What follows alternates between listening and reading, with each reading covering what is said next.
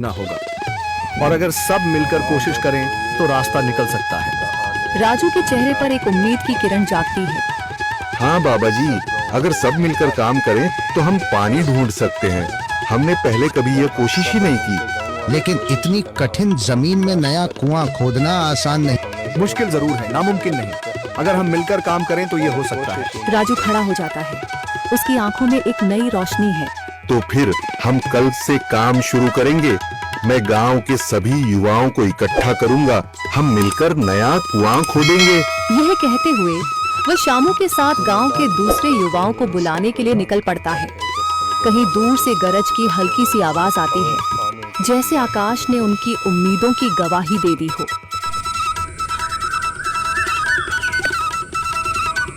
अगली सुबह राजू और शामू गांव के युवाओं को इकट्ठा करने निकल पड़े।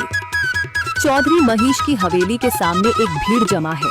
बाबा जी, संदरी, गांव के कुछ बुजुर्ग और किसान सभी मौजूद हैं। हम हाथ पर हाथ रखकर नहीं बैठ सकते। अगर अल्लाह ने हमें हिम्मत दी है तो हमें खुद पानी के लिए मेहनत करनी होगी। हम एक नया कुआं खोदेंगे। लेकिन राजू, क्या हमें यकीन है कि वहाँ पानी मिलेगा? बेटा, पानी जमीन के अंदर होता है, बस सही जगह खोदने की जरूरत है। हमने अपने बुजुर्गों से सुना था कि पुरानी नहर के पास जमीन नरम थी, शायद वहीं पानी हो। बाबा जी सही कह रहे हैं।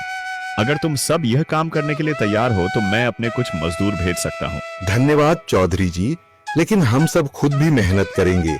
यह हमारे गांव के अस्तित्व की लड़ाई है। संदरी, जो अब तक चुप थी, आगे बढ़ती है। हम औरतें भी पीछे नहीं रहेंगी।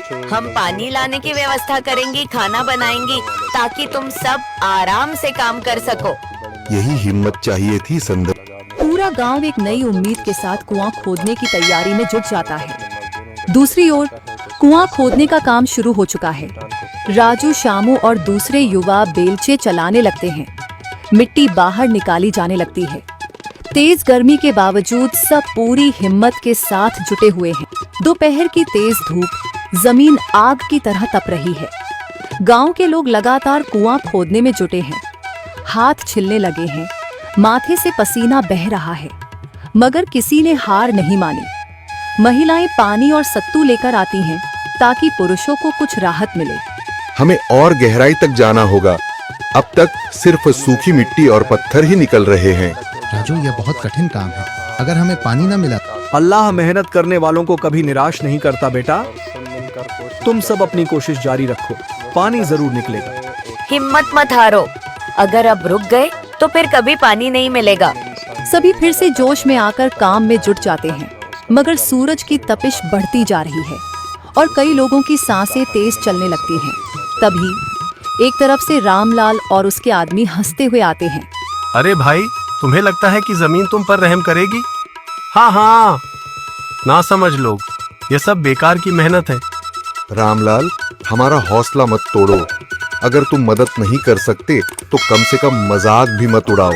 मदद? हाँ, मैं अपने कुएं का पानी बेच सकता हूँ, मगर मुफ्त में नहीं दूंगा। राजू सब अनसुना कर फिर काम में लग जाता है। शाम होने लगती है, लेकिन अभी तक पानी का नामो निशान नहीं। कुछ लोग मायूस होकर पीछे हटने लगते हैं। राजू, शायद रामलाल सही कह रहा है। यह सब बेकार है।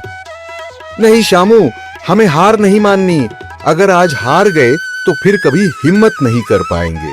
तभी अचानक फावड़ा किसी कठोर चीज से टकराता है। एक अजीब सी आवाज आती है। राजू चौंक कर देखता है और जल्दी जल्दी मिट्टी हटाने लगता है। अचानक एक ठंडी लहर महसूस होती है। सभी लोग दौड़ कर आते हैं। जैसे जैसे मिट्टी हटती है, नीचे से गीली जमीन नजर आने लगती है। सब हैरान रह जाते हैं। सुभान अल्लाह, मैंने कहा था ना, अल्लाह हमारी मेहनत को जाया नहीं करेगा। राजू और बाकी सभी जोर लगाते हैं। कुछ ही पलों बाद अचानक मिट्टी के नीचे से पानी की एक छोटी सी धारा फूट पड़ती है। गांव वाले खुशी से चिल्ला उठते हैं। पानी पानी निकल आया। यह अल्लाह की कुदरत है रामलाल, जिस पर तुम्हें यकीन नहीं था। पूरा गांव आनंद से झूम उठता है। लोग एक दूसरे को बधाइयां देते हैं।